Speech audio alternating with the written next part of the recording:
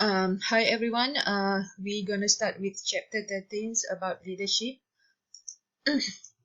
Definition of leadership is the ability to influence a group with the achievement of a visions or set of goals. Basically, leadership is the ability to influence members in the groups or in the organization to achieving their visions and their goals set by the organization or set by the groups. So not all leaders are managers and not all managers are leaders, and there are also managers who do not belong to certain groups or do not belong to certain formal structure. Uh, they're also as important as those that belong to the formal structure like managers. So a leader can emerge from within the group as well as from the formal structure or formal appointment like the managers. Strong leaders normally have certain traits, certain personality traits. There are few theories about leaderships. One is trait theories of leadership. So, these trait theories are focusing more on the individual qualities or individual personal qualities and characteristics. There are research regarding the individual or the leaders based on their traits. This research search for personality, social, physical, intellectual attributes of the leaders that differentiates from non-leaders, especially in the early stages of the leadership research. So what is meant here in the early stage of the research on leadership, they are focusing on finding the traits of the leaders compared to non-leaders, whether the traits are similar or not among leaders and non-leaders. So they found out that leaders have certain traits or certain personalities, certain intellectual attributes that are different from non-leaders or normal individuals. So a comprehensive review of the leadership literature. Based on the review on leadership literature, that's mean on leadership or research on leaderships, they found out that leaders have certain personality traits or certain traits that fall under the personality traits. The most if we want to refer back to our chapter regarding personality, remember personality trait consists of different factor. One of the main important personality types is big five. Big five personality traits consist of five elements, five factors. And then research on leaderships, they found out that's one of the factor under big five, which is extraversions, was found out considered the most predictive traits of effective leaders. So among all these big five traits, that for example extraversions, conscientiousness, openness to experience, emotional instability, and whereas conscientiousness, openness to experience, extraversions. These five traits, one traits which is extraversions. Extraversions, in other words, consists of characteristics such as friendly, sociable, talkative, and then they're also assertive. So that's kind of traits belongs to extraversions. So according to the research on leadership, they found out that most of the effective leaders tend to have this kind of trait, extraversion. So extraversion is considered as the most predictive traits of effective leaders. However, it's saying that even though they found out that extraversion is the most effective traits for effective leaders, but it's actually more strongly related to the way leader emerge. Even though the overall study on leadership found out that extraversion is the most predictive traits of effective leaders, but actually extraversion is the most strongest in related to the way leaders emerge. That means among all individual, those who have extraversions tend to emerge to become as a leaders compared to the other traits. So extraversions normally is like we can predict individual to become a leaders if they have extraversions traits among themselves. So Extraversion is more useful to predict the way leaders emerge, not based on how effective the leaders will be if they have this kind of extraversions. So extraversion in leadership trait is just to it relates strongly to the way leader emerge, not to their effectiveness as in general. So extroversions is referring to sociable dominance. So those people who have this kind of extroversions consist of this trait, sociable dominance. They also like to assert themselves in the group situation. So those who have extroversion traits belong of big five personality. They are friendly, they are sociable. Because they are sociable, they tend to dominance, to become dominant when they are in the groups. They also like to assert, to be assertive when they want to give their ideas. They like others to accept their ideas. So these kind of traits can be a good predictor of the emergence of the leaders. But leaders need to make sure that they are not too assertive, even though one of the traits of extroversion is assertiveness.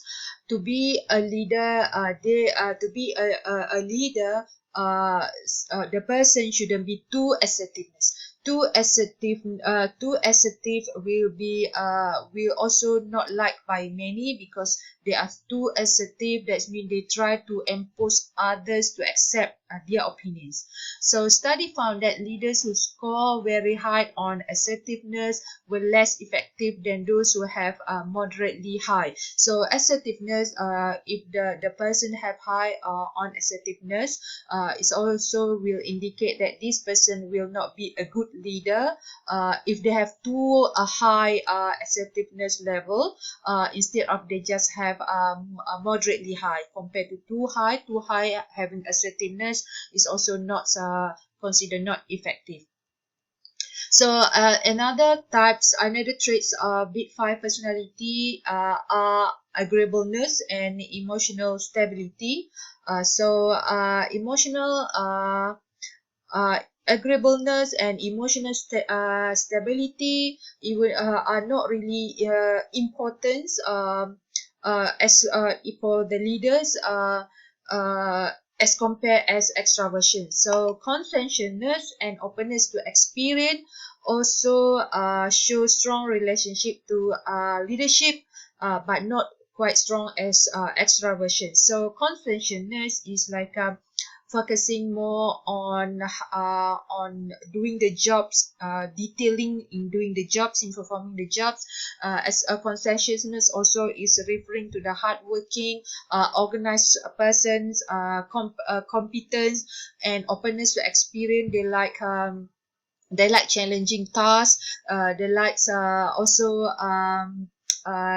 they will involve in innovative and creativity. So leaders, the traits of the effective or important for the leaders to have trait extraversions and conscientiousness and openness to experience also are important. So basically three traits on the big five personality that are important for the leaders to have: extraversions, conscientiousness and openness to experience. But the most important is extraversions. Extraversions is important to show to show that the emergence, the way leaders emergence, not in terms of effectiveness of leaders. So good leaders who like being around people. So as we all perhaps expect or perhaps looking for in leaders, actually the good leaders that like to be around people. So they when they be around people, they will understand the problems that been experienced by people. They are more showing their empathy toward others. So good leaders are actually those who like to be around people. So they are able to assert themselves. They do not have to be too assertive in imposing their ideas. But if they are like to be around people, they can indirectly can have this kind of be able to to influence others to accept their opinion. So in other words, they can be assertive indirectly. They also are disciplined, and be able to keep commitment they make. So that's fall under conscientiousness. These have an apparent advantage when it comes to leadership. So basically, here extraversions and conscientiousness are actually importance needed to be to be in leaders, need to be to for leaders to have.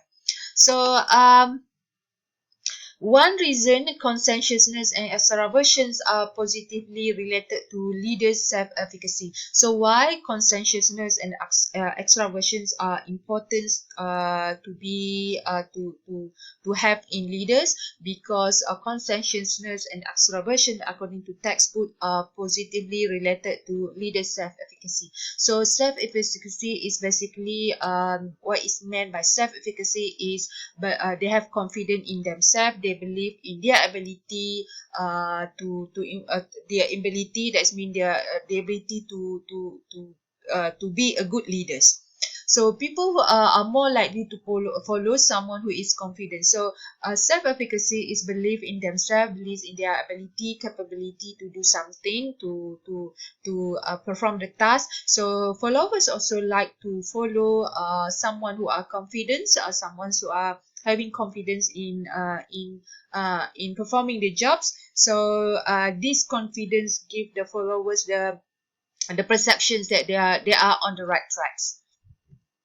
So another traits that are very important in effective leadership is emotional intelligence. So emotional intelligence is the ability to manage their own emotions and the emotions of others. So the core components of emotional intelligence is empathy. So that's those who have a high emotional intelligence, they have this kind of empathy. Because of the empathy, they could understand other people emotions, and also they could understand your own emotions. So high emotional leaderships high emotional intelligent leaders normally easier to influence the feeling of others, because they know the emotions of their followers. They know the emotions to the emotions of others, how to manage the emotions of others and emotion of themselves. So they would be easily accepted by followers, by others, because they know how to deal with the emotions, how to look after someone's emotions. So they also have empathy. They when they have empathy, followers think that they also feel what they feel. I mean, in terms of problems, in terms of what the followers experience. So leaders also experience, they can understand their problems. So these kind of leaders will be liked by the followers, by people outside. So so by those leaders who have high emotional intelligence can easily influence the followers by expressing their genuine sympathy and enthusiasm for good performance. So for the leaders, for example, in the organizations, they, because of their high in emotional intelligence, ability to manage their own emotions, the emotions of others, this actually they be able to inspires others to perform, because they understand their feeling, they understand their problems, they understand their struggle. So they could motivate their followers or their members or subordinates to do good jobs, or to encourage them to work hard, and so on, instead of by using irritations for those who fail, and by using irritations for those who fail to perform. So they know how to tackle those who cannot perform and those who are success in their jobs. So people high in emotional intelligence are also more likely to emerge in to become a leaders, uh, even after taking cognitive ability and personality into account. That's mean in terms of those who have high emotional intelligence tend to emerge as a good leaders, even if we compare to other things, consider even though if you have cognitive ability, personality, and so on, high emotional intelligence is considered the most important of all.